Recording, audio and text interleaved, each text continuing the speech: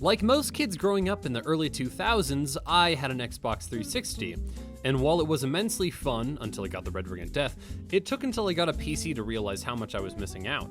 Not missing out on performance or specs or anything like that, but missing out on access to indie games. You see, early consoles really only had big AAA titles like Call of Duty and Madden. But when I got a PC and saw games available for $5 created by two brothers sharing a laptop in Sri Lanka, it was like I was experiencing what games could really be. Instead of video games being created by boards of accountants writing their titles based on sales statistics, indie games were created by people who love video games enough to devote years of their lives and most of their savings to create a product that could go completely unnoticed. Another thing that I found with some indie games was that the creators actually had a self-aware sense of humor. Their games weren't just playable versions of bad action movies. I am an FBI agent! They actually had a heart to them.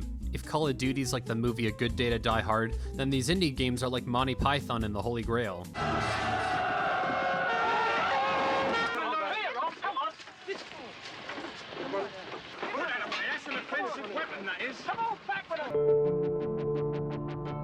Portal 2 is amazing. In this game, you create two-way portals you can walk through and send objects through to solve puzzles and advance to the next level. The gameplay mechanics are the first of their kind, and the difficulty is like hard enough without being annoying that it's just a good challenge, and the characters are wonderful. You've got Wheatley, who's your hilarious side character robot that attempts to break you out of an abandoned underground experimentation lab, with deadly tests still running and an evil robot using the facility to try and kill you. Alright, don't touch anything else.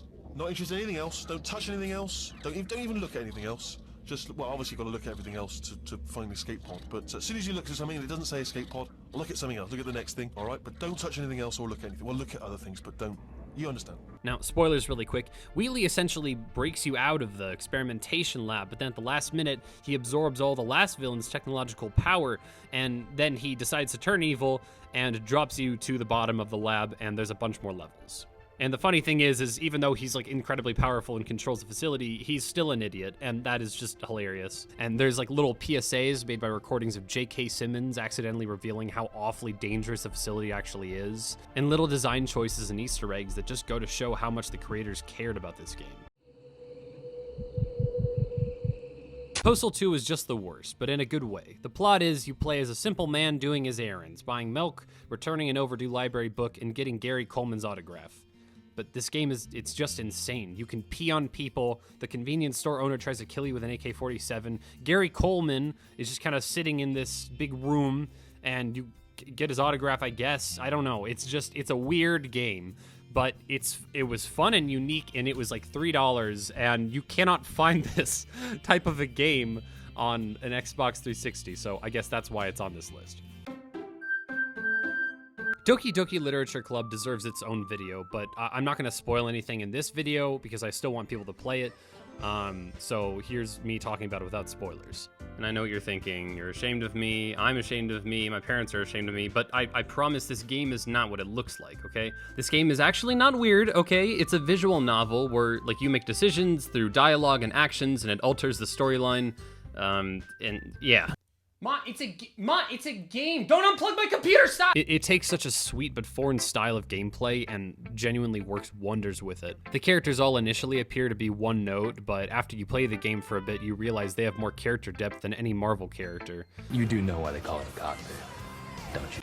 Here you go, sir. A king-size, ultra crabby supreme with the works, double batter fried on a stick.